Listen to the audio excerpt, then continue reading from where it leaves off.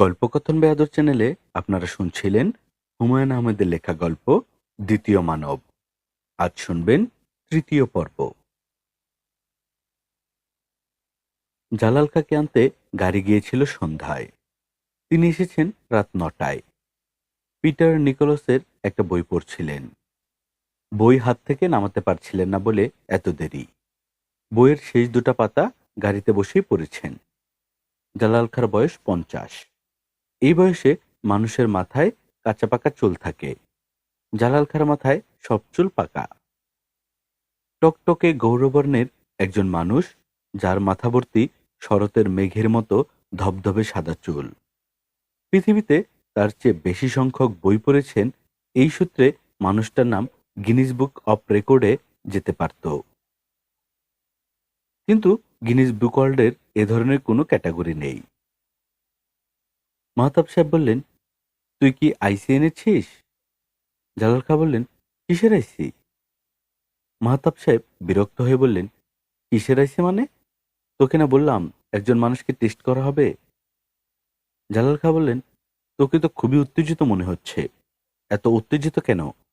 এত উত্তেজিত হবার মতো কিছু পৃথিবীতে ঘটে না। অ্যাটম বোমা পড়ার ঘটনা এই পৃথিবীতে মাত্র 2বার ঘটেছে। তোকে আনাই হয়েছে লোকটাকে পরীক্ষা করার জন্যে। পরীক্ষা করা হবে। পরীক্ষার ব্যবস্থা করা আছে। আমার একটা ডিজিটাল ভয়েস রেকর্ডার আছে, নষ্ট হয়ে গেছে। ভয়েস রেকর্ড হয় না, সেটা এনেছি। তোর মিস্ত্রিকে সেটা ঠিক করতে দেয়া হবে। তুই শান্ত হ। ডাক্তারকে তার আগে ব্রিফিং দে। লোকটার ব্যাপারটা কি? সে কি ভিলেজ ইডিয়ট? ভিলেজ ইডিয়ট মানে? সব গ্রামে একজন থাকে মহানির্বোধ। তাকে নিয়ে সবাই হাসাহাসি করে। সে যখন হঠাৎ কিছু বুদ্ধির পরিচয় দেয়, তখন হইচই পড়ে যায়। সেরকম না তো? না, সেরকম না। লোকটা নির্বোধ না, পড়াশোনা কিছুই জানে না। তার জীবিকা হলো মাটি কাটা। জালাল খা বললেন, তোর কথা বুঝতে পারছি না। লোকটার যদি যন্ত্রপাতি ঠিক করার জাদুকরী ক্ষমতা থাকে, তাহলে সে মাটি কাটবে কেন? সে একটা ওয়ার্কশপ দিয়ে দুহাতে টাকা কামাবে। এটা সে কেন করছে না? মাহতাব সাহেব বিরক্ত গলায় বললেন, তুই ডেকে জিজ্ঞেস কর কেন করছে না। আমি একা রহস্যভেদ করতে পারছি না বলেই তোকে ডেকেছি। জালাল খা হাসতে হাসতে বললেন, জানি না তোর কি হয়েছে। তুই খুবই উত্তেজিত। উত্তেজনায় তোর কথাবার্তাও জড়িয়ে যাচ্ছে। ডাক্তার মিস্ত্রিকে কথা বলি। মাহতাব সাহেব বন্ধুকে নিয়ে লাইব্রেরি ঘরে বসলেন। বারেককে পাঠালেন খলিলুল্লাহকে আনতে। বিশেষ করে বলে দিলেন, খলিলুল্লাহর সঙ্গে টুনটুনি যেন না আসে। টুনটুনি সারাক্ষণ খলিলুল্লাহর সঙ্গে লেগে আছে। এটা মাহতাব সাহেবের ভালো লাগছে না। লাইব্রেরি ঘরে খলিলুল্লাহর বসার জন্য একটা টুল রাখা হলো। টুলের সামনে দুটো সোফা। একটিতে মাহতাব বসেছেন, অন্যটিতে জালাল খা।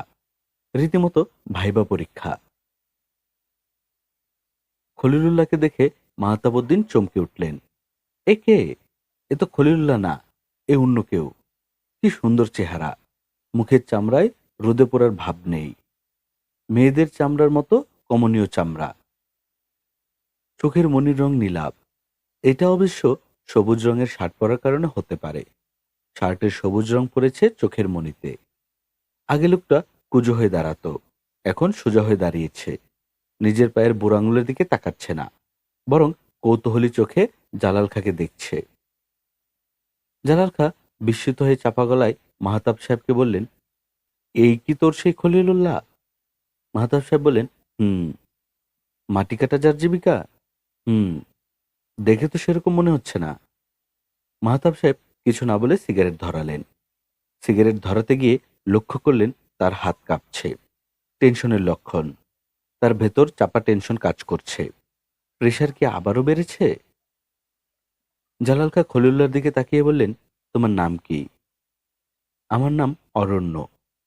জালাল খা তাকালেন মাহতাব সাহেবের দিকে। মাহতাব সাহেব নিজের মনে সিগারেট টানছেন। খলিলুল্লাহর কথায় তার কোনো ভাবান্তর হলো না। তোমার নাম অরণ্য? জি। তুমি লেখাপড়া জানো? জানতাম না, এখন শিখছি। কে শেখাচ্ছে? আম্মাজি শেখাচ্ছেন। আম্মাজিটাকে? আম্মাজির নাম টুনটুনি। ও আচ্ছা, আমাদের টুনটুনি হলো তোমার শিক্ষিকা। খুব ভালো। কতদিনে লেখাপড়া শিখে ফেলতে পারবে বললে তোমার ধারণা? বেশি দিন লাগবে না। শুনেছি তুমি গ্রামে থাকতে, মাটি কাটার কাজ করতে। এটা কি সত্যি? জি, সত্যি। গ্রামের একজন মাটি কাটা শ্রমিক গ্রাম্য ভাষায় কথা বলবে, এটিই স্বাভাবিক। কিন্তু তুমি শুদ্ধ ভাষায় কথা বলছো। আম্মাজি আমাকে শুদ্ধ ভাষায় কথা বলতে বলেছেন। তোমার আম্মাজি তোমাকে যা বলে তাই করো? খলিলুল্লাহ কিংবা অরণ্য এই প্রশ্নের জবাব দিল না। সে জালাল খাঁর দিকে তাকিয়ে হাসল। এই হাসিতে কোনো সংকোচ নেই, দ্বিধা নেই। জালাল খাঁ বললেন, শুনেছি তুমি ইলেকট্রনিক্সের যন্ত্রপাতি নষ্ট হলে সারাতে পারো। ইলেকট্রনিক্সের যন্ত্রপাতি কি আমি জানি না। রেডিও টিভি সারাতে পারি। আমার সঙ্গে একটা ডিভিআর আছে। ডিভিআর হলো ডিজিটাল ভয়েস রেকর্ডার। জিনিসটা দেখতে কলমের মতো। পকেটে রেখে দিলে আধ ঘন্টা পর্যন্ত মানুষজনের কথাবার্তা রেকর্ড হয়। যন্ত্রটা কাজ করছে না। তুমি এটা ঠিক করতে পারবে? খলিলুল্লাহ হাত বাড়িয়ে বলল, যন্ত্রটা দেন। জালাল খাঁ ডিজিটাল ভয়েস রেকর্ডারটা দিলেন। বারেক কফি নিয়ে এসেছে। জালাল খাঁ কফির মগ হাতে নিয়ে খলিলুল্লাহর দিকে আগ্রহ নিয়ে তাকিয়ে আছেন। তার চোখে কৌতূহল ঝিকমিক করছে। তিনি যে ডিজিটাল ভয়েস রেকর্ডার দিয়েছেন সেটা ঠিক আছে। 12 ভোল্টের নিকেল ক্যাডমিয়াম। ব্যাটারিটা রেকর্ডারে ফিট করা নেই। তিনি পকেটে করে নিকেল ক্যালমিয়াম ব্যাটারি এনেছেন। তবে সেই ব্যাটারি ক্যামেরার ব্যাটারি, 6 ভোল্টের ব্যাটারি। খলিলুল্লাহ কলমের মতো ছোট্ট জিনিসটা একবার ডান হাতে নিল, আরেকবার বাম হাতে নিল। সে যন্ত্রটার দিকে তাকাচ্ছে না। তবে তার চোখ তীক্ষ্ণ হয়ে আছে, যেন সে হাত দিয়ে ছুঁয়ে জটিল কোনো জিনিস বোঝার চেষ্টা করছে। জালাল খাঁ বললেন, তোমার কাছে ছোট স্ক্রুড্রাইভার আছে? স্ক্রুড্রাইভার থাকলে যন্ত্রটা খুলে দেখো। কোন জিনিসটা নষ্ট না খুলে বুঝবে কি করে? খলিলুল্লাহ ছোট্ট নিঃশ্বাস ফেলে বলল, যন্ত্র ঠিক আছে। যন্ত্র ঠিক আছে, তাহলে চলে না কেন? খলিলুল্লাহ ব্যাটারি চেম্বার খুলে বলল, এই জায়গাটায় একটা জিনিস লাগবে। ব্যাটারির কথা বলছো? এটা হলো ব্যাটারি চেম্বার। আমার কাছে একটা ব্যাটারি আছে, দেখো তো এটা দিয়ে হবে কিনা। খলিলুল্লাহ ব্যাটারি হাতে নিয়ে বলল, এটা দিয়ে হবে না। আচ্ছা দেখি, যাতে হয় সে ব্যবস্থা করি। কি ব্যবস্থা করবে? খলিলুল্লাহ হাসছে। ভালো কোনো ম্যাজিক দেখানোর আগে ম্যাজিশিয়ানরা যে ভঙ্গিতে হাসে সেই ভঙ্গির হাসি। জালাল খাঁ লক্ষ্য করলেন, খলিলুল্লাহ হাতের নখ দিয়ে ডিভিআরের অতি ক্ষুদ্র স্ক্রু খুলে ফেললেন। খোলা স্ক্রুগুলো কোথাও রাখছে না, হাতের তালুর ভাঁজেই আছে। কাজটা সে এত দ্রুততার সঙ্গে করছে যে মনে হচ্ছে তার নখ দিয়ে স্ক্রু খোলা হলো লোকটার পেশা। গত 20-25 বছর ধরে সে এই কাজই করছে। কোন স্ক্রু কোথায় লাগবে তোমার মনে আছে? এক একটা তো এক এক রকম। মনে আছে। তোমার কতক্ষণ লাগবে? খলিলুল্লাহ জবাব দিল না। এখন সে কাজ করছে চোখ বন্ধ করে। জালাল খাঁ মাহতাব সাহেবের দিকে তাকিয়ে ইংরেজিতে বললেন, 6 ভোল্টের ব্যাটারি দিয়ে 12 ভোল্টের ডিভিআর চলবে না। তোমার এই লোক কি করছে সেই জানে। তবে তার কর্মপদ্ধতি মজার। যন্ত্রপাতি সম্পর্কে এই লোক কিছু জানে না, তাও ঠিক না। সে অবশ্যই জানে। ডিভিআর হাতে নিয়ে সে বলেছে এটা ঠিক আছে। ব্যাপারটা সত্যি হলেও আমার ধারণা কাকতালীয়ভাবে মিলে গেছে। জালাল খাঁর কথার মাঝখানেই খলিলুল্লাহ বলল, স্যার নেন, এখন ঠিক হয়েছে। ঠিক হয়েছে মানে? খলিলুল্লাহ ছোট্ট করে নিঃশ্বাস নিল। জালাল খাঁ ভয়েস রেকর্ডার হাতে নিলেন। বোতাম টিপে কয়েকবার হ্যালো হ্যালো 1 2 3 বললেন। রিপ্লে করলেন। ভয়েস রেকর্ডার থেকে কথা শোনা গেল, হ্যালো হ্যালো 1 2 3। জালাল বিস্মিত গলায় ইংরেজিতে বললেন, ব্যাপারটা অস্বাভাবিক। যন্ত্রের কোনো এক জায়গায় রেজিস্ট্যান্স বদলাতে হয়। সেটা কি করে সম্ভব আমি বুঝতে পারছি না। আমি পুরোপুরি কনফিউজড। খলিলুল্লাহ বলল, স্যার আমি যাই? জালাল খাঁ বললেন, যাও। যন্ত্রটা হাতে করে নিয়ে যাও। এটা আমি তোমাকে উপহার দিলাম। আমার দরকার নাই। খলিলুল্লাহ চলে যাচ্ছে। জালাল খাঁ একবার তাকাচ্ছেন খলিলুল্লাহর দিকে, একবার তাকাচ্ছেন মাহতাব সাহেবের দিকে। দুজনের কেউই কোনো কথা বলছেন না। মাহতাব সাহেবের ঘাড়ে ব্যথা হচ্ছে, কপাল ঘামছে। অবশ্যই প্রেশার বাড়ার লক্ষণ। রাত 10টা বাজে। মাহতাব সাহেব ঘুমোবার আয়োজন করছেন। তিনি কখনোই রাত 12টার আগে ঘুমাতে যান না। আজ তার শরীর খারাপ লাগছে। বিকেল থেকেই প্রচণ্ড মাথার যন্ত্রণা ছিল। কড়া পেন কিলার খেয়ে মাথার যন্ত্রণা থেকে মুক্তি পেয়েছেন। যন্ত্রণা চলে গেছে, কিন্তু সে তার পালক ফেলে গেছে। সেই পালকের নাম ভোঁতা অবসাদ। তিনি রাতের খাবারও খাননি। হঠাৎ করে আবার এসিডিসি দেখা দিয়েছে। এন্ডোস্কোপির মতো কষ্টকর প্রতিক্রিয়ার ভেতর দিয়ে আবার মনে হয় যেতেই হবে। দরজায় টোকা পড়ছে। মাহতাব সাহেব বললেন, কে? টুনটুনির গলা শোনা গেল। টুনটুনি বলল, বাবা আমি। আমি কি ভেতরে আসবো? মাহতাব সাহেব বললেন, দরজা খোলা আছে। মা, তোমাকে আমি অনেকবার বলেছি আমি তোমাদের স্কুলের হেডমিস্ট্রেস না। আমার ঘরে ঢোকার সময় তোমার অনুমতি নিতে হবে না। যখন ইচ্ছা ঘরে ঢুকবে, যখন ইচ্ছা বের হয়ে যাবে। টুনটুনি দরজা ঠেলে ভেতরে ঢুকল। মাহতাব সাহেবের ঘরের খাটের পাশে কার্পেটের উপর আখরোট কাঠের একটা রকিং চেয়ার আছে। টুনটুনি রকিং চেয়ারে বসে দোল খেতে লাগলো। তার মুখ বিষণ্ণ। মাহতাব সাহেব বললেন, মা, কোনো কারণে তোমার কি মন খারাপ? টুনটুনি জবাব দিল না। মাহতাব সাহেব বললেন, মা শোনো, তোমার সঙ্গে আমার একটা অলিখিত চুক্তি আছে। চুক্তিটা মনে আছে? মনে আছে। বলো দেখি চুক্তিটা কি?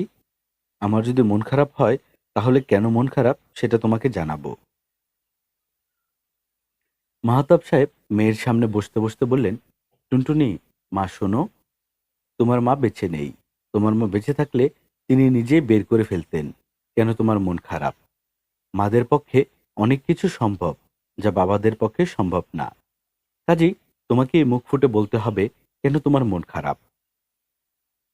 টুনটুনি দোল খাওয়া বন্ধ করে বলল, অরণ্যকে তুমি তালাবদ্ধ করে রেখেছ কেন? অরণ্যটাকে? অরণ্যকে তুমি খুব ভালো করে জানো। আমি খলিলুল্লাহ নাম বদলে অরণ্য নাম দিয়েছি। মাহতাব সাহেব শীতল গলায় বললেন, মা, একটু কি বাড়াবাড়ি হয়ে যাচ্ছে না? তার নাম তুমি বদলাবে কেন? টুনটুনি বলল, বাবা, তুমিও কি একটি বাড়াবাড়ি করছো না? তাকে তুমি কেন তালাবদ্ধ করে রাখবে? আমাদের এই বাড়িটা তো জেলখানা না, এবং সে এমন কোনো অপরাধও করেনি। তাকে তালাবদ্ধ করে রেখেছি, এই জন্য কি তোমার মন খারাপ? টুনটুনি জবাব দিল না। আবারও দোল খেতে লাগলো। মাহতাব সাহেব সিগারেট ধরাতে ধরাতে বললেন, খলিলুল্লাহকে শাস্তি দেবার জন্য তালাবদ্ধ করে রাখা হয়নি। ও যেন চলে যেতে না পারে সেই ব্যবস্থা করা হয়েছে। আমি লোকটির কর্মকাণ্ডে শঙ্কিত। আমি স্বস্তি বোধ করছি না। আমার মনে হচ্ছে সামথিং ইজ ওয়ার্নিং সামওয়্যার। তুমি কি লোকটাকে ভয় পাচ্ছ? হয়তো পাচ্ছি। যারা স্বাভাবিক মানুষ তারা অস্বাভাবিক মানুষের আশেপাশে অস্বস্তি বোধ করে। কালো আফ্রিকানদের দেশে প্রথম যখন সাদা চামড়ার মানুষ গেল, আফ্রিকানরা সেই সাদা চামড়ার মানুষকে সঙ্গে সঙ্গে মেরে ফেলল। শুধু যে মেরে ফেলল তা না, আগুন দিয়ে ঝলসে খেয়েও ফেলল। একরকমই ঘটনা ঘটল সাদা চামড়ার দেশে। তাদের কাছে যখন হঠাৎ কালো চামড়ার একজন এসে পড়ল, সঙ্গে সঙ্গে অশুভ মানুষ হিসেবে তাকে পুড়িয়ে মারা হলো। তুমি অরণ্যকে ভয় পাচ্ছ? অরণ্য অরণ্য করবে না মা। তার যা নাম তাকে তাই ডাকো। সেটাই শোভন ও সুন্দর। তুমি খলিলুল্লাহ ভাইকে ভয় পাচ্ছ? হ্যাঁ, পাচ্ছি। কিছুটা ভয় পাচ্ছি। তাহলে একটা কাজ করো, ওকে ছেড়ে দাও। সে যেখান থেকে এসেছিল সেখানে চলে যাবে। এটা সম্ভব না। সম্ভব না কেন? সম্ভব না, কারণ আমি তাকে ছাড়ব না। আমার কাছ থেকে যাবার আগে সে তার সব রহস্য ভেঙে তারপর যাবে। আমি রহস্য পছন্দ করি না। বাবা, আমি তোমার কথা শুনে খুব অবাক হচ্ছি। অবাক হলেও কিছু করার নেই। মা শোনো, আমার শরীরটা ভালো লাগছে না। আমি শুয়ে পড়ব। টুনটুনি বলল, তোমার সঙ্গে আমার যে লিখিত চুক্তি ছিল তার 2টা পার্ট আছে। প্রথম পার্টে আমি আমার মন খারাপের কথা তোমাকে বলবো। দ্বিতীয় পার্টে আছে তুমি চেষ্টা করবে আমার মন খারাপ ভাবটা দূর করতে। তা কিন্তু তুমি করছো না। কি করলে তোমার মন খারাপ ভাব দূর হবে? ওকে ছেড়ে দিলে? ওকে আমি ছাড়বো না। তালাও খোলা হবে না। তবে একটা কাজ করতে পারি। তোমাকে তালার চাবিটা দিতে পারি। তোমার যখনই তার সঙ্গে কথা বলতে ইচ্ছে করবে, তুমি তালা খুলে তার সঙ্গে কথা বলতে পারবে। কথা শেষ হবার পর আবার তালাবদ্ধ করে ফেলবে এবং চাবি আমার কাছে ফেরত দেবে। রাজি আছো? হ্যাঁ, রাজি আছি। মাহতাব সাহেব ডয়ার খুলে মেয়ের হাতে চাবি দিলেন। টুনটুনি চাবি নিয়ে চলে গেল। মাহতাব সাহেব বাথরুমে ঢুকে চোখে মুখে পানি দিলেন। তার সারা শরীর কেন জানি জ্বালা করছে। বাতি নিভিয়ে বিছানায় শুয়ে পড়তে পারলে ভালো হতো। এখন তা করা যাবে না। টুনটুনি ফিরে আসা পর্যন্ত অপেক্ষা করতে হবে। মাহতাব সাহেব আবার তার ডয়ার খুললেন। হাবিবুর রহমান সাহেবের কাছ থেকে যে চিঠি এসেছে সেটা আবার পড়লেন। চৌধুরী সাহেব, আসসালাম। আপনার পত্র পাইয়াছি। আপনি অতি মহানুভব ব্যক্তি। আপনি আমাকে ঢাকায় আসিতে বলিয়াছেন। আমার চিকিৎসার যাবতীয় ব্যবস্থা করিবেন বলিয়া জানাইয়াছেন। আমি যুগপৎ আনন্দিত ও বিস্মিত হইয়াছি। আজকালকার যুগে এতটা কেউ করে না। আমি অতি দ্রুত ঢাকা আসিবার ব্যবস্থা করিতেছি। আপনার কথা মতো বড় বৌমার নিকট খলিলুল্লাহর বিষয়ে সন্ধান নিব বলিয়া মনস্থির করিয়াছি। এখনো ব্যবস্থা নিতে পারি নাই। আপনি আমার বড় বৌমার সহিত সাক্ষাতের আগ্রহ প্রকাশ করিয়াছেন। ইহা আমার জন্য অতীব সৌভাগ্যের বিষয়। কিন্তু জনাব, আমার বড় বৌমার পিতামাতা অত্যন্ত রক্ষণশীল ধারার মানুষ। ১৩ বৎসরের বয়স হইতেই বড় বৌমার বাপের বাড়ির সকল মেয়েদের বোরকা পরিধান করিতে হয়। এমত অবস্থায় আপনাকে ওই বাড়িতে নিয়ে গেলেও বিশেষ সুবিধা হইবে বলিয়া মনে হয় না। তবে বড় বৌমা সন্তান প্রসবের পর আমার বাড়িতে আসিলেই আপনি তাহার সঙ্গে কথাবার্তা বলিতে পারিবেন। আমার বড় বৌমা তাহার শাশুড়ি মাতার সহিত অর্থাৎ আমার স্ত্রী যা লাভ করিয়াছে তাহা অতি সম্প্রতি আমি আমার স্ত্রীর নিকট হইতে উদ্ধার করিয়াছি। আপনার জ্ঞাতার্থে আপনাকে তাহা জানাইতেছি। আমার বড় বৌমার ধারণা খলিলুল্লাহ মানুষ নহে, সে জিন। জিন ও ইনসানের কথা পবিত্র কুরআন শরীফে উল্লেখ আছে। হযরত সুলাইমান আলাইহিস সালামের অধীনে জিন সম্প্রদায় কর্মকাণ্ড করিত, ইহাও কুরআন শরীফে উল্লেখ আছে। আপনার অবগতির জন্য জানাইতেছি, সর্বমোট ৩ প্রকারের বুদ্ধিমান সম্প্রদায় আল্লাহ পাক সৃষ্টি করিয়াছেন। যেমন ফেরেশতা, ইহারা আগুনের তৈরি। ইহারা সন্তান সন্তুষ্টির জন্ম দিতে পারে না, ইচ্ছেমতো যে কোনো রূপ ধারণ করিতে পারে। ফেরেশতাদের পরেই আছে জিন সম্প্রদায়। ইহারাও আগুনের তৈরি, তবে ইহারা সংসার ধর্ম পালন করে, সন্তান সন্ততির জন্ম দেয়। মানুষের মতোই ইহাদেরও জন্ম মৃত্যু আছে। শয়তান মানে ইবলিশ জিন সম্প্রদায়ভুক্ত। যদিও অনেক শয়তানকে প্রথভুষ্ট ফেরেশতা মনে করে, ইহা সঠিক না। বড় বৌমা কেন খলিলুল্লাহকে জিন ভাবিয়াছে তাহা আমি বলিতে পারি না, তবে ইহা অবশ্যই সত্য নয়। মেয়ে ছেলেরা দুর্বল চিত্ত হইয়া থাকে। রজ্জুকে সর্প ভ্রম করা তাহাদের স্বভাব। জনাব, আপনার নিকট দীর্ঘ পত্র দিয়াছি।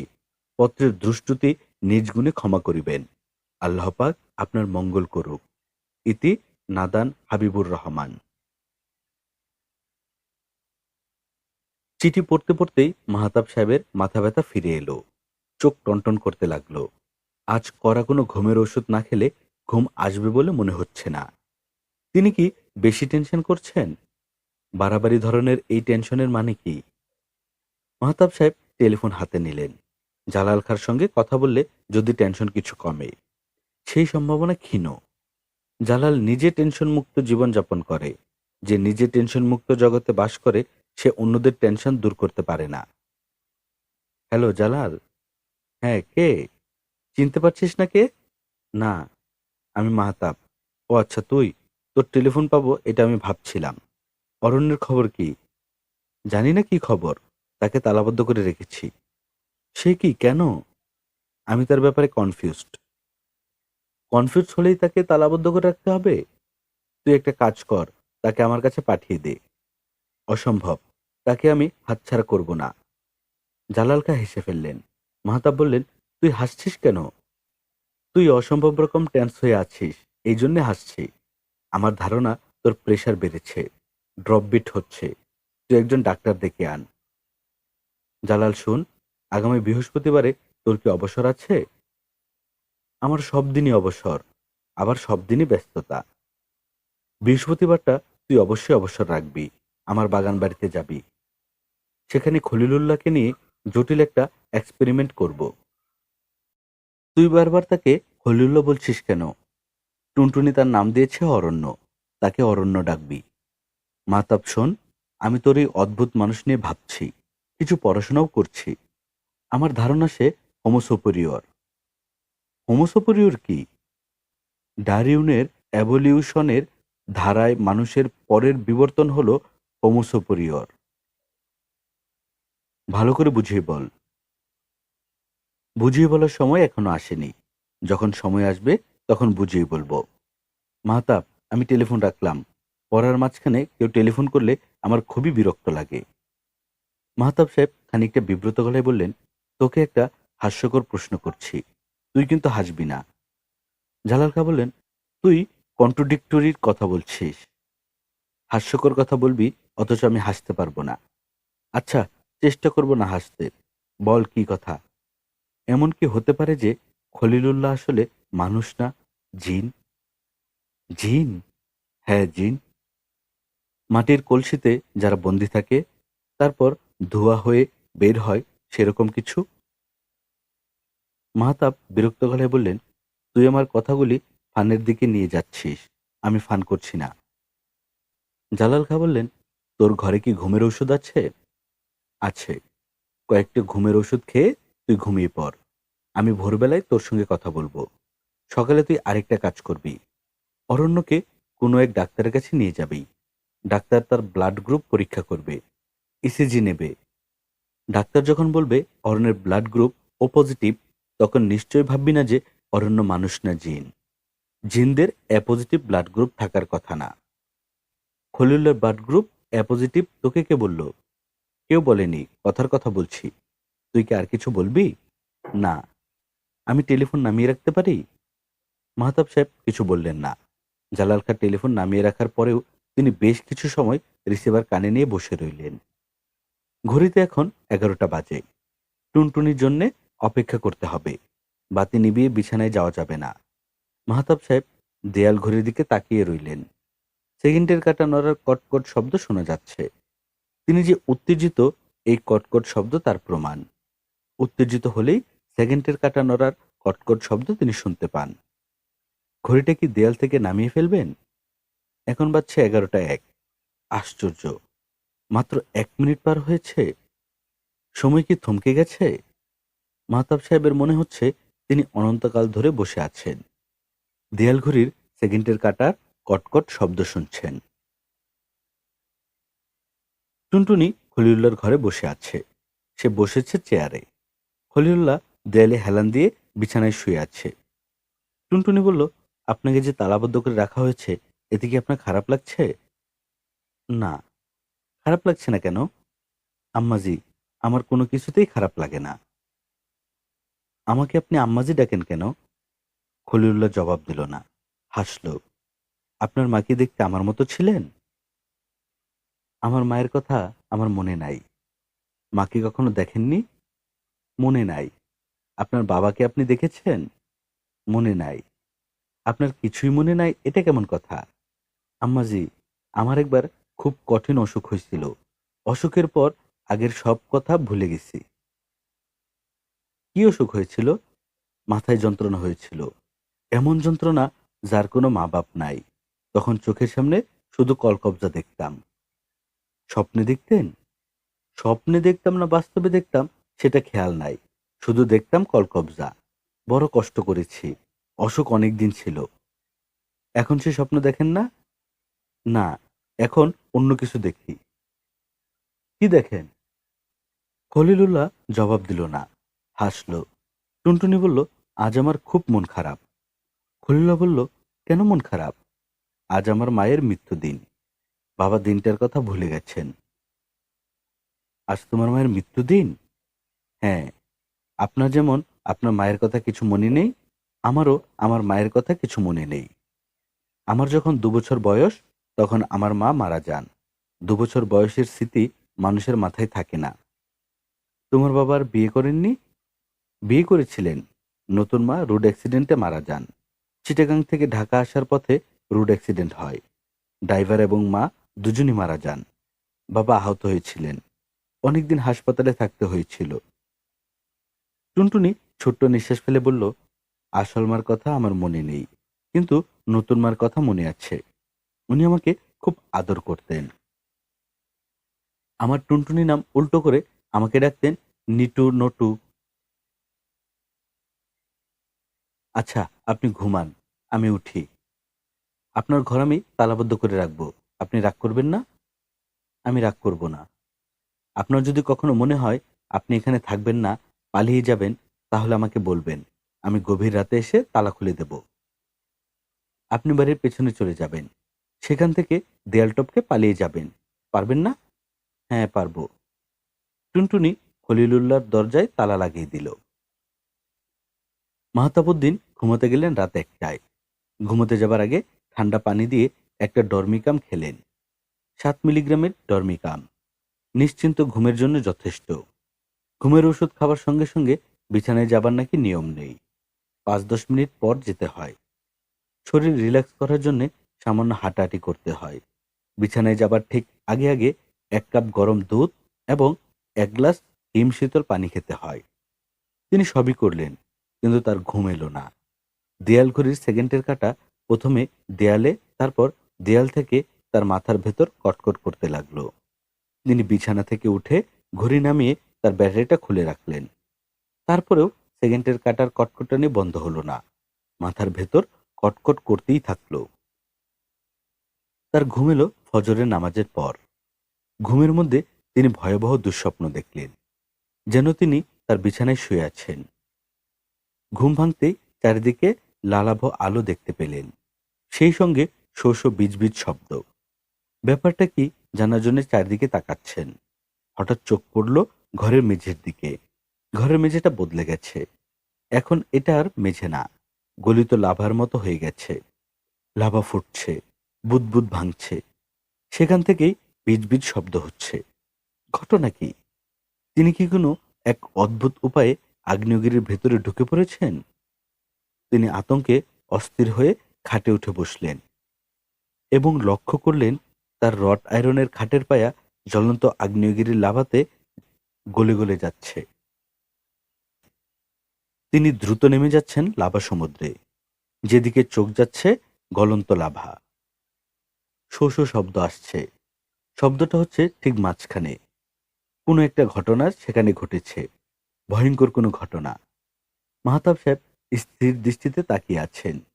কিছু একটা বের হয়ে আসছে। একটা মানুষের মাথা। মানুষটাকে খলিলুল্লাহ? হ্যাঁ, খলিলুল্লাহই তো। মাহতাব সাহেব চেঁচিয়ে বললেন, কি চাও তুমি? কি চাও? মানুষের মাথার মুখ হা হয়ে গেল। সে ফিসফিস করে বলল, আমি কিছু চাই না। চলে যাও তুমি, চলে যাও। কোথায় চলে যাব? যেখান থেকে এসেছ সেখানে চলে যাও। যাব কিভাবে? আপনি তো আমাকে তালাবদ্ধ করে রেখেছেন। মাহতাব সাহেব স্বপ্নের ভেতর চেঁচাচ্ছেন, টুনটুনি, চাবি দিয়ে তালা খুলে দে, চলে যাক। এ যেখান থেকে এসেছে সেখানে চলে যাক। মাহতাবউদ্দিনের ঘুম ভেঙে গেল। তিনি দেখলেন তার সারা শরীর ঘামে ভেজা। প্রিয় শ্রোতা বন্ধুরা, আপনারা শুনছিলেন হুমায়ুন আহমেদের লেখা গল্প দ্বিতীয় মানব। আজ শুনলেন তৃতীয় পর্ব। গল্প পাঠে আমি আদর ছিলাম আপনাদের সঙ্গে। এরকম গল্প আমরা প্রতিনিয়ত আপলোড করে যাচ্ছি। আপনি যদি আমাদের চ্যানেলে নতুন হয়ে থাকেন, তাহলে অবশ্যই আমাদের চ্যানেলটি সাবস্ক্রাইব করে দিবেন। গল্প পাঠ ভালো লাগলে বন্ধুদের সঙ্গে শেয়ার করবেন। পরবর্তী গল্প শোনার আমন্ত্রণ জানিয়ে আজকের মতো এখানেই বিদায় নিচ্ছি। সবাই ভালো থাকবেন, সুস্থ থাকবেন, সুন্দর থাকবেন। আল্লাহ হাফেজ।